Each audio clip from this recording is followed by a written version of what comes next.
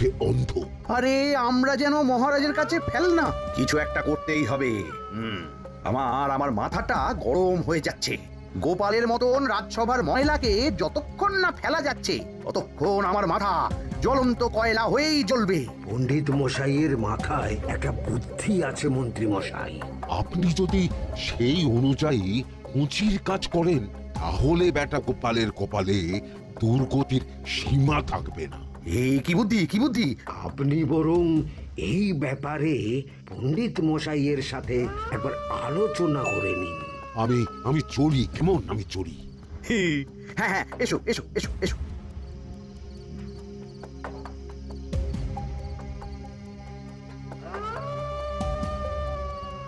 আরে ওই তো আমার বাঁ হাত ঘটা আসছে, বেটাকে দিয়ে একটা কাজ করাতে হবে। কি মন্ত্রী মশাই, আপনি এখানে দাঁড়িয়ে কি করছেন? এই একটা গুরুত্বপূর্ণ ব্যাপারে কথা বলছিলাম। একটা একটা কাজ করতে পারবি? কি কাজ করতে হবে বলুন মন্ত্রী মশাই। আমাকে একটু ঠান্ডা জল, পাতিলেবু আর পুদিনার পাতা দিয়ে শরবত বানিয়ে খাওয়াতে পারবি? সেসব আমার ঘরে ব্যবস্থা করাই আছে। চলুন চলুন আমার সাথে চলুন। হ্যাঁ, চল চল চল চল চল।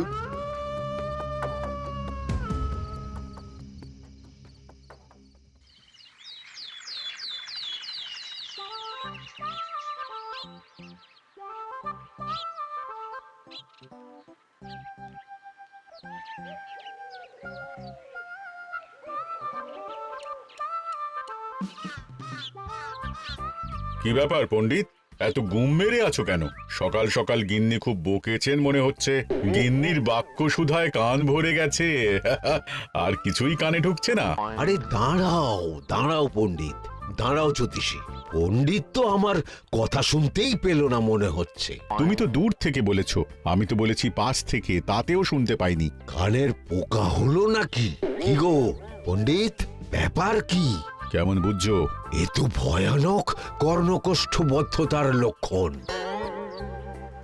তুমি কচু বুঝেছো? আমার হয়েছে কর্ণগোপাল, তোমাদেরও হতো, কিন্তু তোমাদের দোকান কাটা বলে হয়নি। তুমি আমাদের অপমান করছো। তোমাদের অপমান বোধ থাকলে কোনো শব্দই কানে ঢুকতো না, শুধু একটাই শব্দ কানে বাজতো, গোপাল গোপাল গোপাল।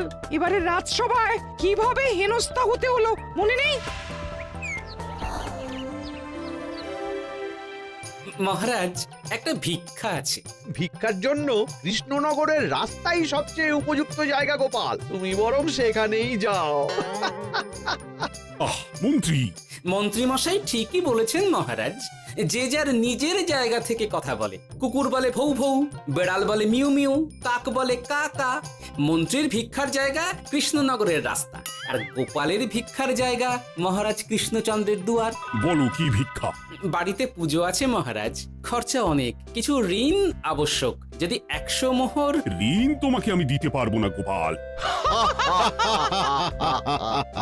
পুজো উপলক্ষে তোমাকে আমি 100 মোহর দিলাম। মহারাজ, আমিও ঠিক এই কথাটাই বলতে যাচ্ছিলাম। আমরাও তাহলে বাড়িতে পুজো করব। পুজোর জন্য আমাদের অনেক খরচ, তাই যদি... অবশ্যই অবশ্যই, কত ঋণের প্রয়োজন খাজাঞ্চির কাছ থেকে নিয়ে নিও, সুদটা আমি মাফ করে দিলাম। মহারাজ, গোপালকে দান আর আমাদের ঋণ? হ্যাঁ, কারণ তোমরা নিজেরা খাবে, কিন্তু গোপাল অন্যদের খাওয়াবে। গোপালের মতো মানুষের সঙ্গে থাকাই হলো রাজধর্ম। কিন্তু তাছাড়াও তোমরা হলে 80 যাই বেতন পাই দলের লোক। গত 1 বছরে তোমার কোন মন্ত্রণা দেশের কাজে এসেছে? পণ্ডিত কোনো নতুন তত্ত্ব শুনিয়েছে? জ্যোতিষী কোনো অমোঘ ভবিষ্যৎবাণী করেছে? আর বৈদ্য 3 বছর ধরে আমার হাঁটুর ব্যথা সারাতে পারেনি। কিন্তু গোপাল, গোপালের ভাঁড়ে হাস্যরসের কখনো অভাব হয়নি। মনে আছে? আছে। কিন্তু করার তো কিছু নেই। আছে। কিছু ভেবেছো নাকি পণ্ডিত? তোমাদের মনে আছে মহারাজ মোহর দেওয়ার পর গোপাল সেদিন বলেছিল, কি গোপাল, খুশি তো? মহারাজ, আপনি আমাকে এক মুঠো ধুলো দিলেও আমি খুশি। সেই ধুলো মুঠোই আমি সোনা মুঠো করে ফেলবো। মনে নেই আবার? একটু ঝেড়ে কাশো তো দেখি পণ্ডিত, কি ভেবেছো? যা হবে দেখতেই পাবে।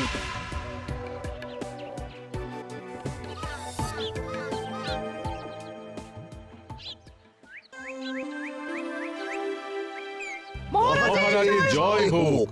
মহারাজের মহারাজের জয় হোক। ওরে বাবা, এই যে সকাল সকাল চান করে ঠান্ডা লেগে গেল মনে হচ্ছে। মহারাজ, ওই কবি গান উপলক্ষে গত মাসটা আমি কৃষ্ণনগরের কোণে কোণে ঘুরে বেরিয়েছি। প্রজাদের মধ্যে একটা অসন্তোষ আমি লক্ষ্য করেছি মহারাজ। অসন্তোষ? আমি তো জানতাম আমার শাসনে প্রজারা সুখে আছে। সুখে তারা ভাসছে মহারাজ, কিন্তু একটাই অসুখ, তারা মহারাজের দর্শন পায় না। তারা মহারাজের পদধূলির জন্য আকুল হয়ে আছে, মহারাজের দর্শন পাওয়ার জন্য চাতকের মতো অপেক্ষা করছে। চিত্রকরকে দিয়ে চিত্র অঙ্কন করিয়ে বিলি করে দিলেই হলো।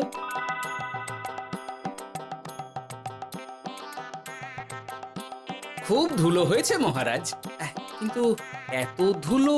কালকের ঝড়ে ঢুকেছে। ঝাড়ুদার,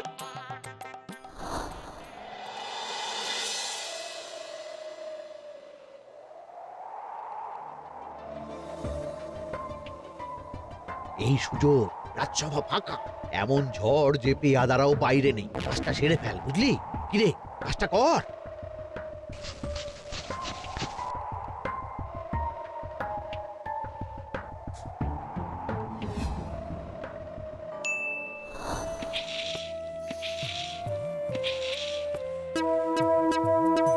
এত ধুলো!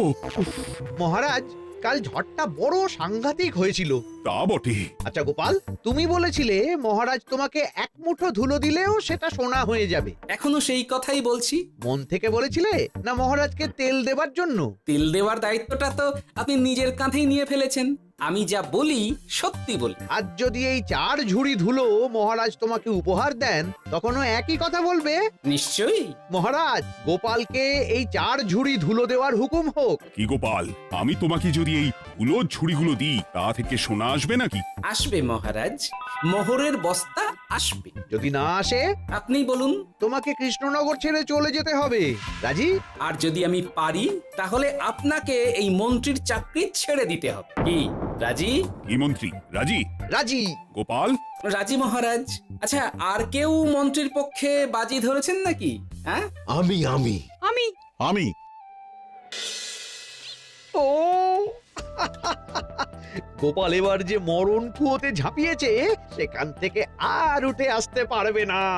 ধুলো থেকে মোহরের বস্তা আসবে, এ হচ্ছে গোপালের উন্মাদ রোগের শুরু।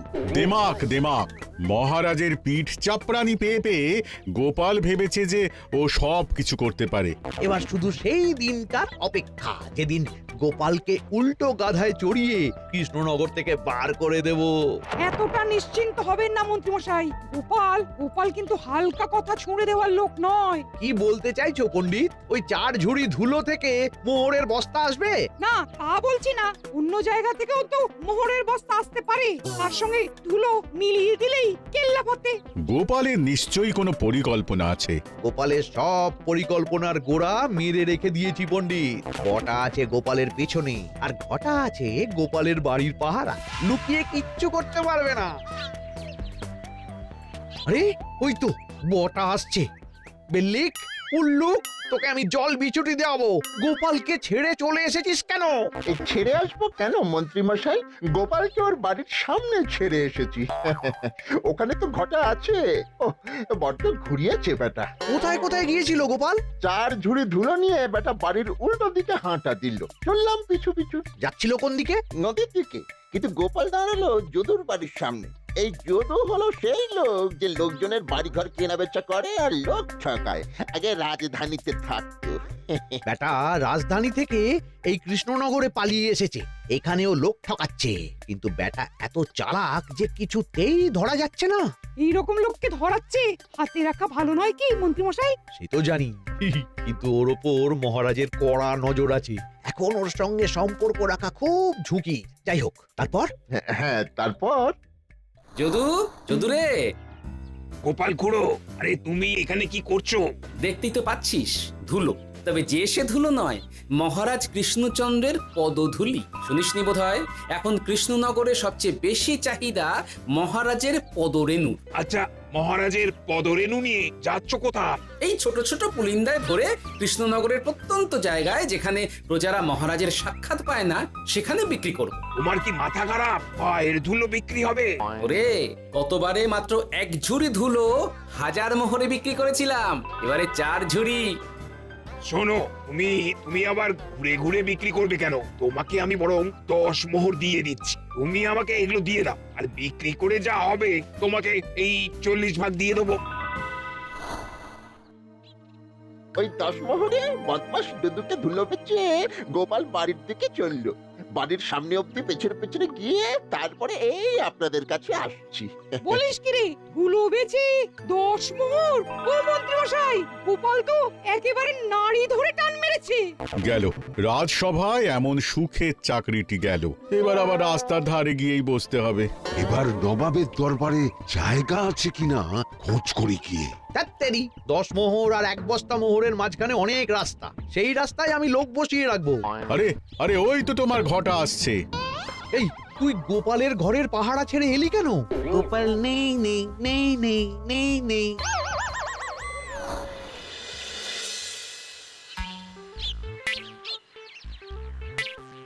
আরে, ভয় পেলি নাকি? না না না না না, ভয় পাবো কেন?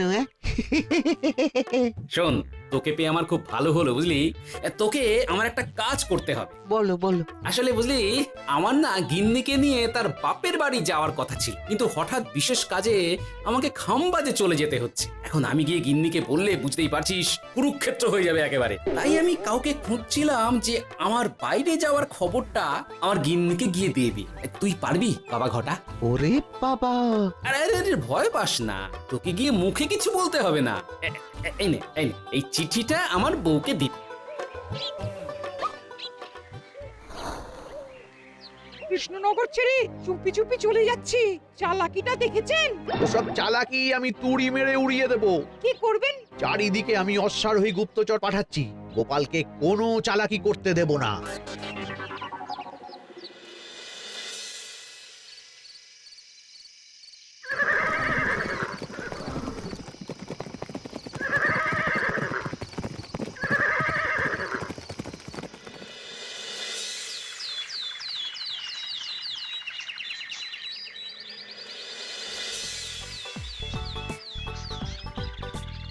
অং বং পিং পং।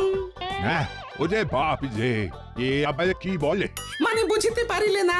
অং বং পিং পং অর্থাৎ আইসো আমার নিকট বিদেশি জাদু শরবত আছে, ইহাতে তৃষ্ণা নিবারিত হয়, শক্তি বৃদ্ধি হয়, ঘুম ভালো হয়, সম্পর্কের উন্নতি হয়, জামা কাপড় ফর্সা হয়, তু শব্দ না করে সকাল সকাল কষ্ট পরিষ্কার হয়, মূল্য মাত্র 1 মোহর। বোঝো, ওইটুকু অং বঙ্গের মধ্যে এত কিছু? ঠিক আছে, তা দাও দেখি, আপাতত টেস্টটা তো মিটু, বাকিগুলো পরে বোঝা যাবে। আহা, বড় ভালো খেতে তো।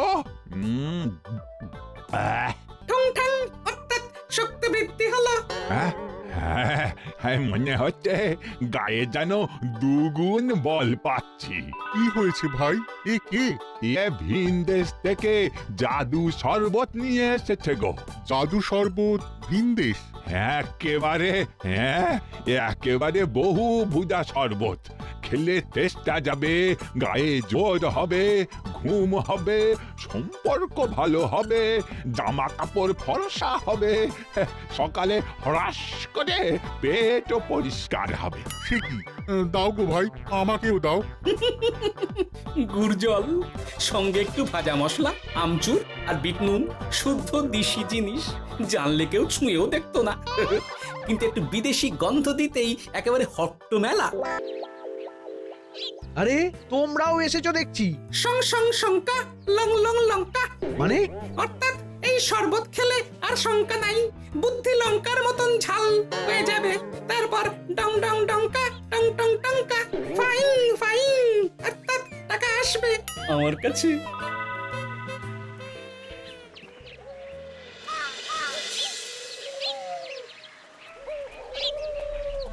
ঝপ ঝপ ছপাং, ভট ভট ফটাং, অর্থাৎ উহাকে দৌড়িয়েছো কেন? বেটা জোর চোর অনেককে ঠকিয়েছে, অনেক দিন থেকে তককে তকে ছিলাম, এবার এই ধুলো নিয়ে মহারাজের পায়ের ধুলো বলে বিক্রি করছিল। একটা বেনামি চিঠিতে খবর পেয়ে বেটাকে ধরেছি। ব্যাং ব্যাং বিগ ব্যাং, অর্থাৎ বাহ বাহ বাহ বাহ। বেনামি চিঠিটা আমি দিয়েছিলাম বাবু। বাবা যদু, তুমি সেই রাজধানী থেকে কৃষ্ণনগর অবধি মানুষকে অনেক খোল খাইয়েছো। তুমি এতদিন ঘুঘু দেখে এসেছিলে বাবা, এবার গোপাল নামক ফাঁদটা দেখলে। কতবার বলবো এই সব ধুলো আমি গোপালের কাছ থেকে কিনেছি। যা বলার ওই বিচারের সময় মহারাজকে বলবি। চল চল চল চল চল।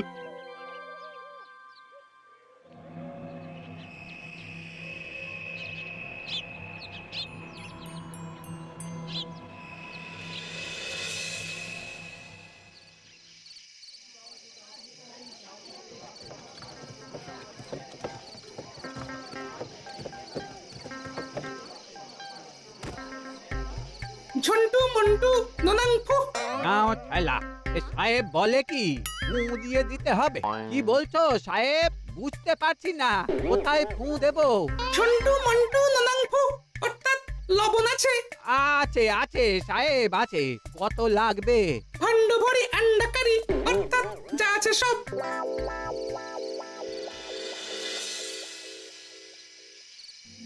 ব্যাস, মোটামুটি আশেপাশে সব দোকানের নুন এখন আমার জিম্মায়। এবার আসল মজা শুরু হবে।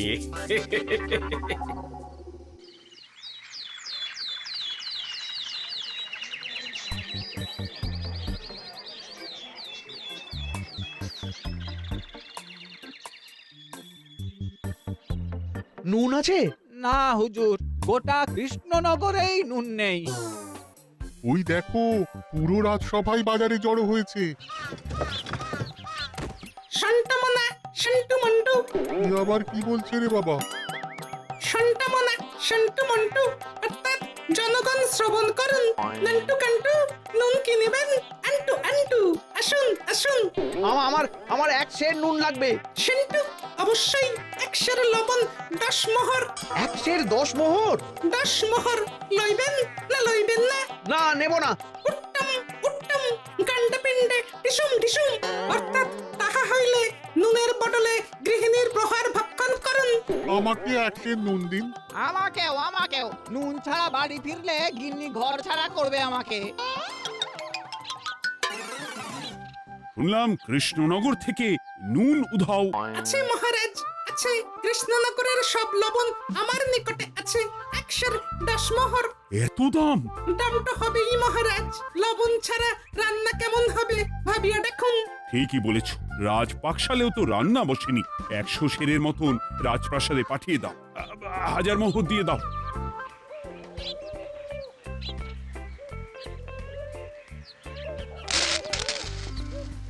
ব্যাস, 1 বস্তা মোহর হয়ে গেছে।